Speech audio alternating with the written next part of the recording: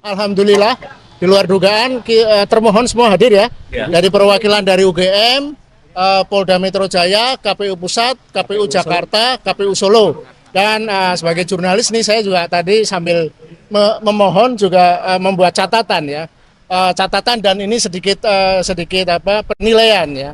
Dari sidang yang berlangsung 2 jam tadi, kelihatan sekali ya secara umum bahwa teman-teman pejabat pengelola informasi dan dokumentasi sepertinya tidak siap dan tidak bekerja dengan bagus. Terutama yang agak mengherankan adalah UGM. Catatan pada kinerja UGM sungguh sangat mengecewakan ya. Misalnya tadi terbuka oleh hakim dari majelis bahwa UGM menjawab surat kami tanpa tanda tangan dan tanpa kop surat. Itu menjadi catatan pertama dari majelis. Kemudian beberapa dokumen yang oleh UGM dinyatakan tidak ada dalam penguasaan kami tadi juga ditegur oleh majelis hakim. Loh, yang mengeluarkan UGM kok UGM tidak punya dokumen itu seperti KHS, KRS dan berbagai sop-sop yang lain termasuk salinan ijazah. Kemudian yang ketiga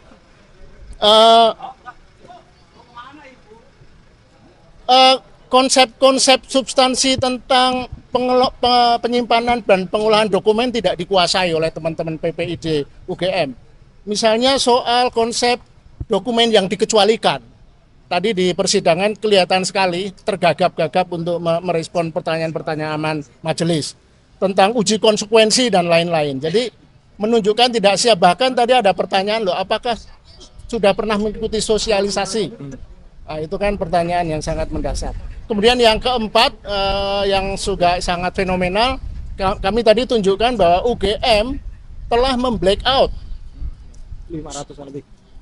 Berapa belas halaman berita acara dari kepolisian yang diberikan ke UGM yang diserahkan ke kami. Jadi bukannya membuka informasi tapi malah menutup. Jadi hampir semua isi berita acara dari kepolisian itu di blackout, dihitamkan belasan halaman. Nah, untuk KPU Pusat tadi menurut kami relatif siap, relatif ya. Jadi dan juga kooperatif.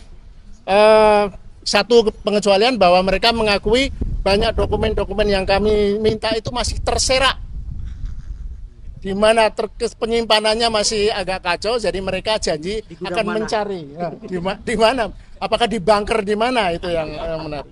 Nah, untuk KPU Jakarta juga kooperatif ya, menyampaikan bahwa mereka harus konsolidasi dengan KPU Pusat menyangkut bagaimana pembagian tugas dalam penyediaan informasi ini, koordinasi antara KPU di daerah. Nah, itu yang menjadi bagusnya mereka menjadi lesson learn ya. Mereka harus belajar lagi bagaimana mengkoordinasikan pengelolaan dan pengolahan dan penyediaan dokumentasi dan informasi. Nah, untuk KPU Solo ini 11-12 dengan UGM banyak sekali catatan kekacauan. Misalnya yang paling fatal adalah mereka baru merespon surat kami sebulan setelah kami ajukan. Itu ditegur tadi oleh majelis hakim karena kok bisa merespon surat sampai perlu waktu sebulan. Kemudian yang paling fatal dan ini menjadi catatan penting bagi seluruh pengelola PPID adalah KPU Solo telah memusnahkan, menghancurkan sejumlah dokumen dan termasuk dokumen salinan ijazah Jokowi sudah dihancurkan. Tadi dipertanyakan loh. Dan pemusnahan itu tidak ada berita acaranya.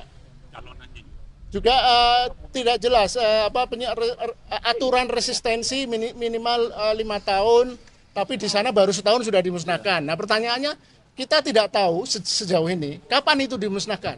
Apakah baru-baru ini? Apakah dalam rangka untuk cover up, menutup, atau dimusnahkan sudah belasan tahun lalu? Nah, ini yang menarik dari KPU Solo sendiri tidak bisa menjawab itu. Karena yang bersangkutan yang datang tadi bahkan yang paling lucu bilang gini, saya tahu informasinya itu dimusnahkan, tapi kami tidak tahu detailnya, berita acaranya dan sebagainya. Jadi menunjukkan betapa kekacauan ini. Nah, yang terakhir Polda Metro Jaya ini juga koordinasi antara Mabes Polri dan Polda Metro Jaya tidak terjadi. Jadi kami sudah mengirim surat sebulan lalu, sejak Juli malah, tapi baru sejak Oktober, tapi kami kirim surat ke Humas Mabes Polri, tapi baru disampaikan ke Polda Metro Jaya 14 November. Jadi lebih dari sebulan Polda Metro Jaya tidak pernah tahu bahwa kami meminta dokumen-dokumen itu. Dan itu menunjukkan juga sekali lagi koordinasi buruk antar PPID di kepolisian. Dan sayang sekali tadi walaupun kooperatif dari kepolisian sering kali menyampaikan hampir semua pertanyaan kami itu dokumen dikecualikan. Ya, itu yang tapi yang paling menarik yang perlu dicatat adalah yang kita tanyakan tadi oleh kuasa kami, bahwa sebenarnya ijazah Jokowi itu ada di mana? Karena di pengantar disebutkan ijazah Jokowi ada di kami segel karena untuk bukti penyidikan. Tetapi kita tahu bersama seminggu atau 2 minggu lalu ijazah itu ditunjukkan Jokowi kepada relawan Projo. Nah, ada ketidakkonsistenan pernyataan dari kepolisian tadi. Apakah betul disegel dan di tangan Polda Metro atau ada di tangan Jokowi? Nah, ini sangat fatal saya kira. Saya kira itu dari saya. Mungkin ada tambahan?